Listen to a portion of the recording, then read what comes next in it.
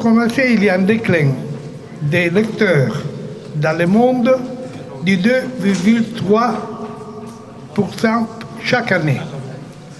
Ça signifie que dans une dizaine d'années, un quart des gens qui lisent aujourd'hui les journaux ne les liront pas. En Asie, c'est où la circulation des journaux se tient bien. Nous sommes environ à 3,8. En Europe, on descend à 3,1. En Amérique latine aussi. Afrique, c'est maintenant 3,8. Donc, bref, la presse commerciale est en déclin inexorable. Chaque année, elle perd des lecteurs de façon continuelle. Deuxième élément important, l'âge moyen des lecteurs des journaux commerciaux est après 35 ans. Si vous prenez les jeunes entre 18 et 35, il y a seulement un tiers des gens qui achètent des journaux. Les journaux pour ces gens d'un certain âge et plus pour les jeunes générations. Alors, cette situation a trois aspects que je vais vous présenter rapidement. Le premier, c'est que nous sommes dans ce moment de l'histoire des médias d'énormes concentrations progressives. Les médias ne sont plus en affaires économiques. Et alors, la seule façon de gagner de l'argent avec les médias, c'est de les concentrer pour réduire les coûts d'administration centrale. Cela signifie que nous avons des phénomènes comme Berlusconi, comme Murdoch et comme ça un peu dans tout le pays, qui sont nouveaux dans l'histoire du journalisme. Cette concentration des médias amène un deuxième phénomène fondamental qui est celui de l'homogénéisation des médias. Les journaux sont de plus en plus égaux. Il y a une différence assez réduite, qui se réduit de plus en plus, entre la façon de faire les journaux et comment les journaux sont faits. L'exemple le plus important, c'est celui de la télévision. Il y a 15 ans, il y avait 8 organisations qui donnaient des images aux télévisions. Maintenant, il y en a 2. Les 2 sont américaines. Et le jour que ces 2 s'unissent, nous aurons les mêmes images partout dans le monde. Si vous regardez la télévision chinoise ou Al Jazeera ou la télévision russe, vous allez voir qu'elles sont les mêmes images, là où ils n'ont pas de correspondants directs, du monde que n'importe qui. Cette vision unilatérale du monde, vue avec les mêmes yeux par des caméramans et des journalistes qui sont pratiquement pas seulement des pays occidentaux, mais surtout américains, amène une vision du monde qui est étrangère à la culture des pays en général, à une vision totalitariste de la vision de la formation, et vous savez mieux que moi qu'une image vaut autant qu'un article. Cette homogénéisation, on peut aussi la mesurer dans le langage. Les journaux sont faits chaque jour avec moins d'adjectifs. Le langage est de moins en moins important. Il y a une étude très intéressante de Yale University sur le Times, qui est un des plus anciens journaux d'Europe. Depuis que Murdoch a pris le Times, la quantité de mots utilisés dans le Times s'est réduite de 3000 mots. Les journaux deviennent, une fois il y avait Hemingway, il y avait des gens qui faisaient les journalistes. Aujourd'hui, ça serait impossible que quelqu'un d'un niveau intellectuel puisse travailler avec les critères du journalisme contemporain. Alors, ici, faisons 3 minutes d'analyse historique. Je vous rappelle que quand nous parlons de mass media ou des médias de masse, nous parlons d'un phénomène qui s'est fait aux États-Unis. Il y avait évidemment des médias en Europe bien avant que les États-Unis, mais c'est un journal d'élite. Les Times, de l'époque de la reine Victoire, avaient 30 000 copies. Pourquoi? Parce que c'était pour les dirigeants de l'Empire. Ce n'est pas que les gens de la rue achetaient les journaux. Les journaux étaient pour les élites.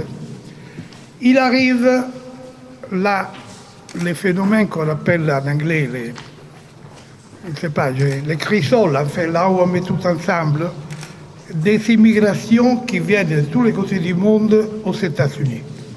C'est ce qu'on appelle en anglais melting pot, je ne sais pas comment ça se dit en français, mais les pots de fusion. Enfin, bon, qu'est-ce qui se fait que tous ces gens qui arrivent sont de différentes cultures, de différentes extractions sociales, etc. Les médias deviennent des médias d'élite à mass média, des médias de masse. Parce qu'ils doivent trouver la façon de vendre les journaux à ces mondes hétéroclites qui viennent. Et c'est là que nous commençons avec le journalisme moderne. Quand nous allons à l'école de journalisme et nous étudions le journalisme à l'école, en réalité, ce que nous étudions, ce n'est pas une profession de journalisme pour mieux écrire et pour mieux faire. C'est pour mieux vendre. Le système d'enseignement du journalisme aujourd'hui est basé sur faire rédacter une nouvelle de façon qu'elle passe facilement pour le lecteur. C'est un critère de marketing, ce n'est pas un critère de profilisation. Et nous apprenons à écrire et rédiger les nouvelles de façon qu'elles soient lues. Si elles ne sont pas lues, ce n'est pas du bon journalisme. Résultat, nous sommes toujours en train de parler des événements, jamais des processus. Les lecteurs ne savent pas comprendre la complexité du monde parce qu'ils ne sont pas une somme d'événements qu'il a décrits, mais ce sont des analyses, c'est mettre dans sa contextualisation une nouvelle, chose qu'on ne fait jamais. Alors, cette information qui circule est une information commerciale et n'est pas une information professionnelle. On ne discute jamais, par exemple, les acteurs de cette information sont très peu. Ce sont les gouvernements, les corporations, et jamais il y a la voix de l'opposition des hommes de la rue. Ça, c'est toujours l'information officielle et officialiste. Et ce qui s'est passé, c'est que ma génération vivait dans ce monde où l'information était faite, c'était une fenêtre sur le monde. On lisait les journaux pour avoir une fenêtre sur le monde. Et ce monde était fait d'anneaux. Il y avait un premier cercle qui était mon pays, Miemme, ma ville. Il y avait beaucoup de journaux qui étaient des journaux de ville. Après, il y avait un deuxième cercle qui était mon pays. Il y avait un troisième cercle qui était mon continent. Il y avait un quatrième cercle qui était les pays dominants, donc les États-Unis, un peu l'Union soviétique. Et le cinquième cercle était le reste. Dans le reste, on mettait dans l'Afrique, l'Asie, l'Amérique latine, tout est égal. Le monde aujourd'hui, la globalisation néolibérale, mais aussi l'histoire, a complètement brisé ces anneaux. Ce qui se passe au Sri Lanka, même si le journalisme ne le dit pas, a à voir avec ma vie, à voir avec les prix de ma vie, à voir avec l'environnement de ma vie, à voir avec le droit de l'homme dont je fais partie, à voir avec le droit à l'alimentation, à voir à une lutte contre l'inégalité sociale. Il n'y a pas une chose qui se passe dans le monde qui touche seulement ce lieu où il se produit. C'est une chose à voir avec tous.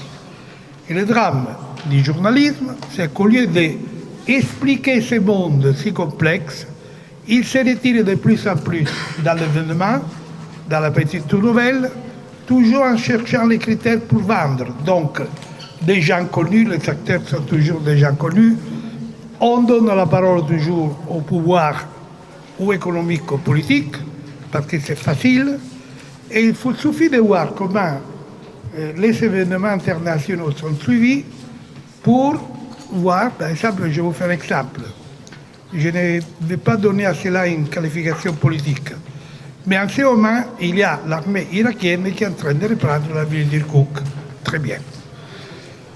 Dans tous les journaux d'Europe, on parle des États-Unis, on parle de cette attaque qu'on fait pour reprendre la ville d'Irkouk ou Daesh à l'État islamique. Bon, le fait est que 2 tiers de l'armée sont des soldats iraniens.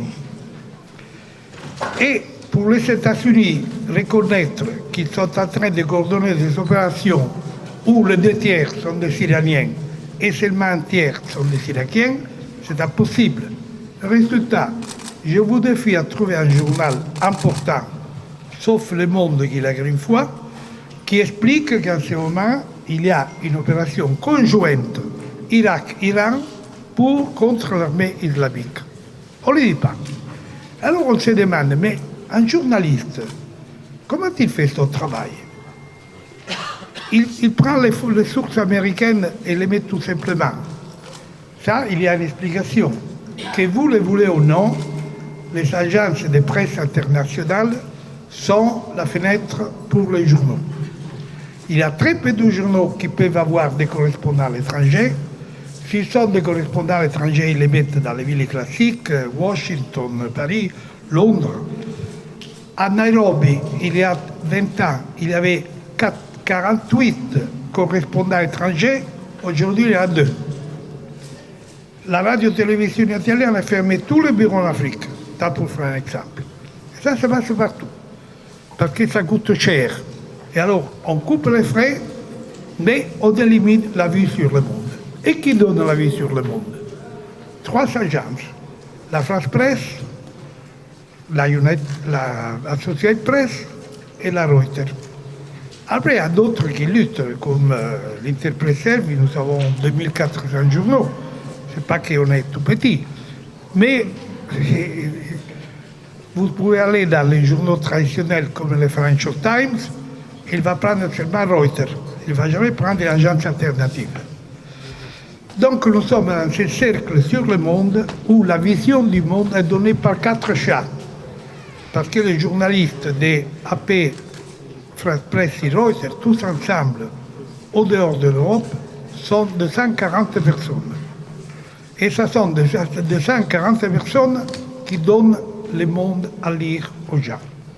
Et je trouve ce système absolument dépassé.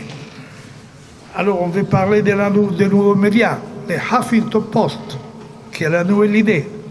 On fait des médias différents en utilisant les nouvelles technologies, etc. Vous savez combien gagne un journaliste qui écrit pour le Huffington Post?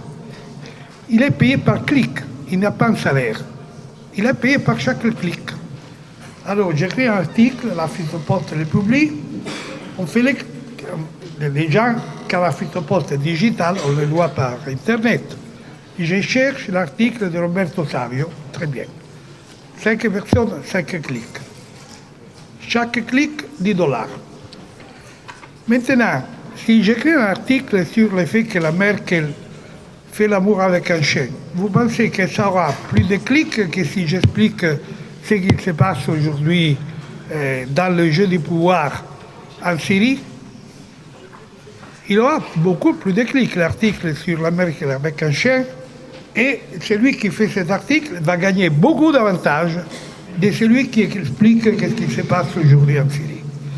Et ça, c'est le déclin du journalisme. Aujourd'hui, nous sommes pleins de jeunes journalistes en Europe qui gagnent 50 € par article.